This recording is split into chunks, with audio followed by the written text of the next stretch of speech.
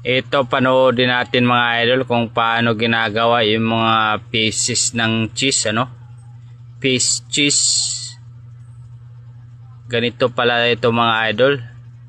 Mga mahilig mag cheese dyan, ganito pala ginagawa yung mga tao ng cheese board mga idol.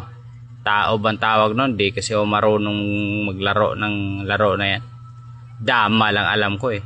So ito na nga, ganito pala ang pinakaunang first step nila para mabuo yung piece na to.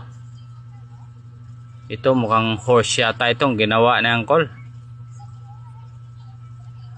Shout out sa mga magaling maglaro niyan. Oo. Horse nga bang tawag nito mga idol? Hindi ako nagkakamali. Mukhang kabayo eh. Napakagaling no.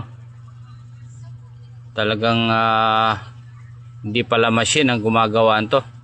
Sila mismo ang nagliliha. Grabe, napakagaling. Saglitan lang mga idol buo na agad At ayun, pinapakinis na lang.